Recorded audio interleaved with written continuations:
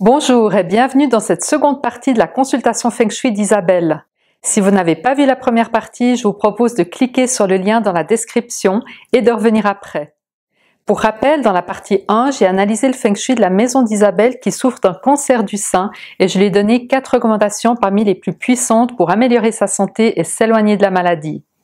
Parmi ces recommandations, 3 concernaient ses extérieurs, directement ou indirectement.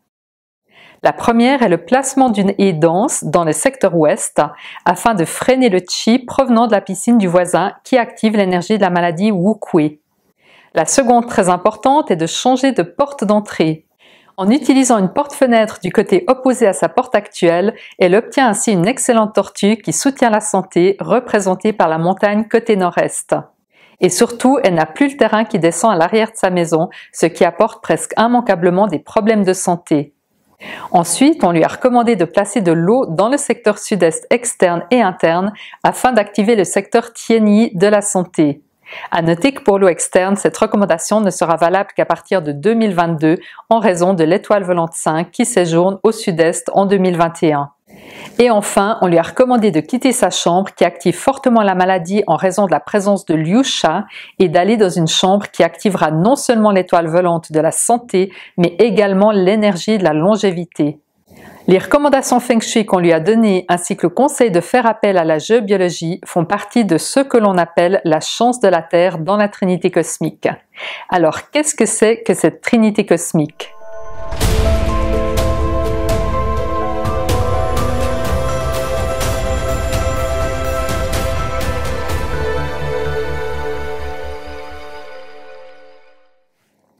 Selon la philosophie taoïste, tout ce que l'on vit est la conséquence d'une ou de plusieurs des 3 chances qui sont la chance de la terre, la chance de l'homme et la chance du ciel. La chance de la terre représente le Feng Shui, mais également la géobiologie. Si la géobiologie ne va agir qu'au niveau de la santé, le Feng Shui va avoir un impact dans tous les domaines de votre vie, que ce soit votre santé, vos relations, votre bien-être et vos finances. Chaque logement a son propre potentiel Feng Shui et chaque situation est donc différente. Un logement pourra apporter de belles relations mais une mauvaise santé. Un autre pourra apporter un manque d'argent mais de la chance en amour. Un autre encore pourra apporter de la malchance dans tous les domaines. Et quelques rares logements, et c'est souvent lorsqu'on a choisi notre lieu de vie en maîtrisant le Feng Shui, comme je l'ai fait pour ma maison actuelle, apporteront une chance exceptionnelle dans tous les domaines. On peut donc dire que la chance de la Terre est représentée par le Feng Shui pour tous les domaines de la vie, auxquels il faut associer la géobiologie si la personne présente un problème de santé, comme dans le cas d'Isabelle. Quant à la chance de l'homme, c'est la chance qui est apportée par les actions et les croyances de la personne. On va voir dans cette vidéo comment Isabelle peut l'utiliser pour améliorer sa santé. Et enfin, la chance du ciel qui regroupe notamment tout ce qui nous a été donné à notre naissance, notre ADN, nos parents, notre lieu de naissance, mais également des mémoires liées à nos vies antérieures. Même si au premier abord on peut penser que cette chance est une fatalité et qu'on n'a pas de pouvoir dessus, on va voir tout à l'heure que ce n'est pas vrai et qu'il y a matière à agir. On va commencer avec la chance de l'homme. Je ne vais parler ici que des éléments de la chance de l'homme qui peuvent être utiles à Isabelle. L'action fait partie des éléments qui composent la chance de l'homme. Pour avoir une chance de l'homme qui nous soutient, il faut passer à l'action. Si on regarde cela par rapport à la situation d'Isabelle, qu'est-ce que cela peut signifier? Isabelle va devoir passer à l'action. On voit qu'elle l'a déjà fait puisqu'elle a réuni toutes les conditions pour être choisie pour recevoir mes recommandations gratuitement. Maintenant, ce sera à elle de continuer à passer à l'action en mettant en place l'ensemble des recommandations données dans la vidéo précédente et dans cette vidéo. Plus elle mettra en place d'actions différentes, plus ses chances d'améliorer sa santé seront grandes. Alors, quelles sont les actions qu'elle peut mener pour sa santé en dehors du Feng Shui? L'alimentation joue un rôle important dans la survenue de certains cancers. Je lui recommanderais de faire appel à un naturopathe ou à certains ouvrages qui traitent de ce sujet. Voici 2 ouvrages que j'ai moi-même et que j'utilise régulièrement pour faire notamment des jus de légumes et de fruits. Parmi les innombrables livres traitant de ce sujet, s'il y en a 2 que je recommanderais à Isabelle, ce sont bien ceux-ci. Le premier est l'œuvre du docteur Norman Walker, brillant chercheur et esprit novateur du 19e siècle, pionnier dans la guérison par les jus de légumes et de fruits. C'est aussi lui qui a créé le premier extracteur de jus. Le second livre a été écrit par Anthony Williams. Il a également été le premier à étudier la guérison d'un très grand nombre de maladies grâce au jus de céleri. Mais encore faut-il le prendre correctement, ce qu'il explique en détail dans ce livre à avoir absolument chez soi. En ce qui concerne les compléments alimentaires, il est important de ne pas avoir certaines carences qui pourraient favoriser les cancers. Je ne vais pas rentrer dans les détails ici, mais un bon naturopathe pourra aider Isabelle à se supplémenter de manière efficace. Parmi les toxines, Isabelle devra éviter les perturbateurs endocriniens que l'on peut trouver dans toutes sortes de produits, allant des shampoings au dentifrice en passant par les déodorants ou les crèmes pour le corps.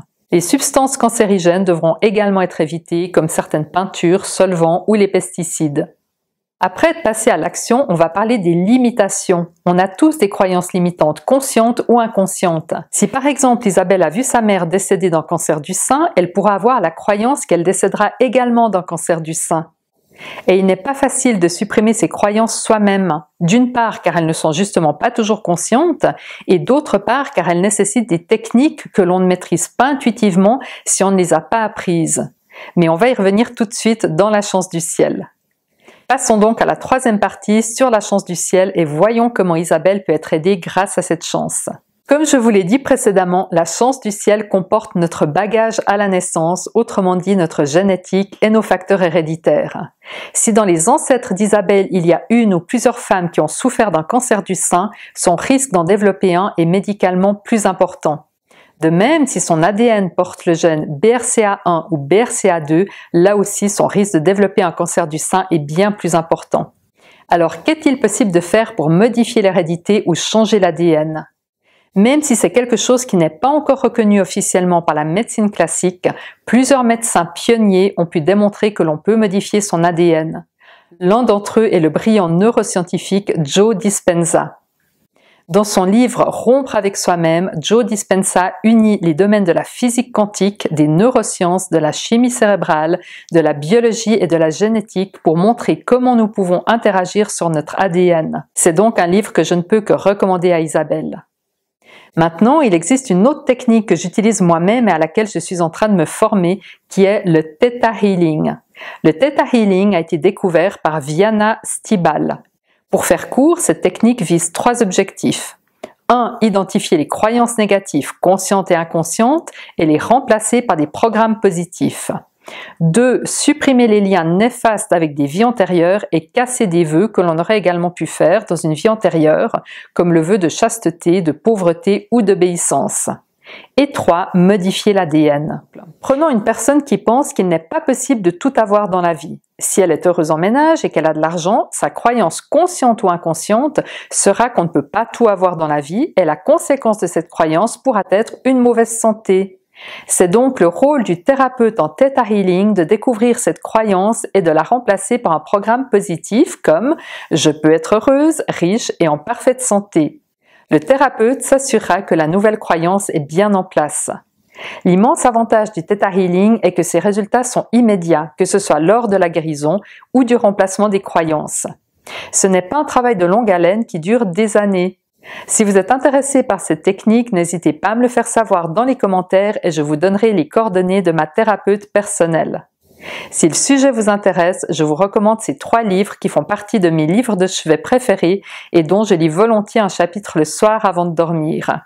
Ces livres vont vous ouvrir des portes vers une puissance et un potentiel de guérison dans tous les domaines inestimables. Je vous donne également les liens dans la description. Voilà, il est temps de conclure. En réunissant les 3 chances de la Trinité cosmique, nous avons pu apporter à Isabelle des recommandations qui vont bien au-delà du Feng Shui. Voici les recommandations données quant à la première chance de la Trinité cosmique, la chance de la Terre, qui réunit, je vous le rappelle, le Feng Shui et quand il y a un problème de santé, comme ici, la géobiologie. Je l'ai développé en détail dans la vidéo partie 1. Quant à la chance de l'homme, voici quelques actions qu'Isabelle pourra mener. Dans sa situation personnelle, elles seront principalement dirigées vers son alimentation et les éventuelles toxines environnementales.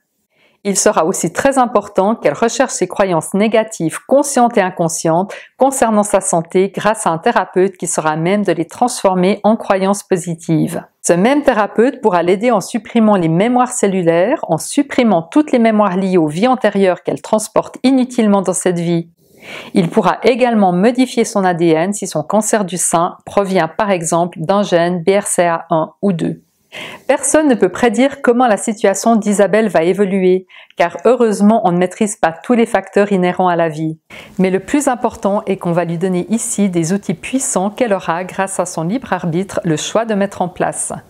Ce qui est sûr, c'est que le sentiment de passer à l'action lorsque nous sommes menacés est quelque chose d'extrêmement gratifiant et enthousiasmant. Je ne peux souhaiter ici que le meilleur à Isabelle et je vous souhaite à vous tous également une très bonne santé.